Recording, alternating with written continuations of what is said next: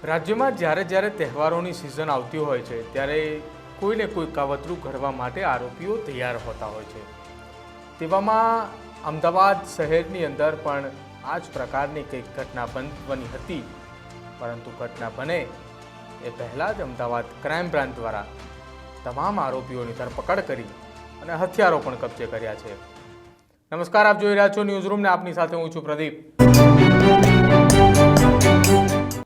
ગુજરાતની અંદર નવરાત્રી અને દિવાળીના સમય દરમિયાન સૌથી વધારે ચોરી અને લૂંટની ઘટના બનતી હોય છે। હવે ગુજરાતની અંદર ચોરી અને લૂંટની સાથે સાથે આંગળીયા પેઢીના કર્મચારીઓને પણ લૂંટની ઘટનાઓ જે છે તેની અંદર ક્યાંક વધારો થતો હોય તેવું લાગી રહ્યું છે। આ તમામ ઘટનાઓની વચ્ચે અમદાવાદ ક્રાઇમ બ્રાન્ચને એક માહિતી મળી હતી કે અમદાવાદની અંદર કોઈ મોટી ઘટના બનવાની છે। એ ઘટનાની માટે અમદાવાદની અંદર મધ્યપ્રદેશથી એક વ્યક્તિ હથિયારો સાથે આવી રહ્યો છે।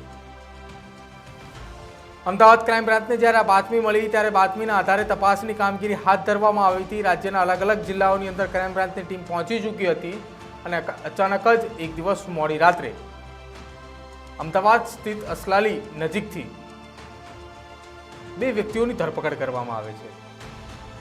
જ્યારે આ બંને વ્યક્તિઓની ધરપકડ કરવામાં આવે છે ત્યારે બંને વ્યક્તિઓ પાસેથી એક એક રિવોલ્વર અને ગોળીઓ જે છે તે બરામદ કરવામાં આવે છે, કારતૂસ બરામદ કરવામાં આવે છે। ત્યારબાદ અન્ય બીજા બે વ્યક્તિની પણ ધીરે ધીરે ધરપકડ થાય છે અને આખું મોટું એક ગુજરાતની અંદર કોઈ કાંડ બને એ પહેલા જ 4 આરોપીઓની ધરપકડ કરવામાં આવી હતી। રાજ્યની અંદર કોઈ મોટી ઘટનાને અંજામ આપવા માટે આ 4 વ્યક્તિ આવ્યા હોય તે પ્રકારની ઘટના સર્જાઈ હતી। જોકે આ તમામ ઘટનાની વચ્ચે અમદાવાદ ક્રાઇમ બ્રાન્ચ દ્વારા કુલ 8 જેટલી રિવોલ્વર અને 39 જેટલા કારતૂસ સાથે 4 વ્યક્તિઓની ધરપકડ કરી હતી। અમદાવાદ ક્રાઇમ બ્રાન્ચે આ તમામ વ્યક્તિઓની ધરપકડ કરી અને પૂછપરછ હાથ ધરવામાં આવી હતી। એ પૂછપરછ દરમિયાન મહત્વના ખુલાસાઓ પણ થયા હતા કે આ ઘટનાની અંદર મુખ્ય વ્યક્તિ જે છે કે જે મધ્યપ્રદેશથી હથિયાર લઈને અમદાવાદ આપવા માટે આવ્યો હતો અને એ મુખ્ય વ્યક્તિઓમાં જો વાત કરવામાં આવે તમામના ગુનાહિત ઇતિહાસના કાવતરા પણ જે છે તે જોવા મળી રહ્યા છે। આ તમામ ગુનાઓની વચ્ચે જ્યારે તપાસ પણ કરવામાં આવી કે આખા ગુનાનો માસ્ટર માઇન્ડ કોણ છે તો એ માસ્ટર માઇન્ડનું નામ આવ્યું કિશોર ઉર્ફે કેકે। આ કેકેની સામે અમદાવાદ અને બનાસકાંઠાની અંદર ગુનાહિત ઇતિહાસ પણ ધરાવતો હોવાના કારણે ગુનાઓ દાખલ થયેલા છે। ત્યારબાદ અન્ય વ્યક્તિ જો વાત કરવામાં આવે તો જે કિશોર છે એ કિશોર 12 કરતાં પણ વધારે ગુનામાં અમદાવાદ, વડોદરા, બનાસકાંઠાની અંદર જેમાં લૂંટ, ચોરી અને ધાડ જેવા ગંભીર ગુનાઓની અંદર સંડોવાયેલો હતો। આ કિશોર એ રિવોલ્વર એટલા માટે જ લાવ્યો હતો કે અમદાવાદની અંદર કોઈ મોટું એક ગ્રુપ બનાવી શકાય અને 8 થી 10 લોકોને સાથે લઈને આ રિવોલ્વર બતાવીને કોઈ મોટી લૂંટ અથવા ધાડની ઘટનાને અંજામ આપી શકાય। જો કે પહેલા જ અમદાવાદ ક્રાઇમ બ્રાન્ચે તેની ધરપકડ કરી છે। ક્રાઇમ બ્રાન્ચના જેસીપી શરદ સિંઘલે શું કહ્યું એકવાર એ પણ સાંભળો। जानते हैं कि थोड़े समय में गुजरात में नवरात्रि का पर्व मनाया जाएगा। उसके अनुसंधान में सीपी साहब ने क्राइम ब्रांच को स्पेशल टास्क दिया था और उसी टास्क के अनुसंधान में डीसीपी क्राइम अजीत राजन जी और उनकी टीम अलग अलग फील्ड में जाके माहिती इकट्ठा कर रही थी और उसी माहिती के आधार पे हमें कुछ ठोस माहिती मिली थी कि कुछ लोग मध्य प्रदेश से बड़ी संख्या में वेपन और कारतूस लेके अहमदाबाद आ रहे हैं। तो हमारी टीम ने उनको इंटरसेप्ट किया तो 3 केसेस करने में अहमदाबाद पुलिस सफल हुई है। पहले केस में जो आरोपी हैं किशोर उर्फ केके, कांतिलाल इंदुजी पंचाल और विक्रम कुमार, उनके पास से 6 हथियार, 24 जितने कारतूस बरामद हुए हैं।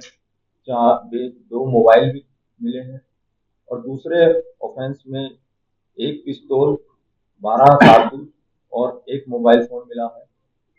और ये दोनों आरोपी जो पहले केस में जिनके पास 6 हथियार मिले हैं वो बनासकांठा के रहवासी हैं और जो सेकंड ऑफेंस है वो मेहसाना का आरोपी है। और ये सब वेपन, गैर कायदेसर हथियार ये मध्य प्रदेश में चिखलीकर, जिनका पूरा नाम है मानसिंह चिखलीकर, के पास से लेके आए थे। वो धार जिला का रहने वाला है। मध्य प्रदेश हमारी टीम रवाना हो गई है। वहाँ की पुलिस से भी हम संपर्क में हैं और थोड़े समय में वो भी हमारे गिरफ्त में होगा।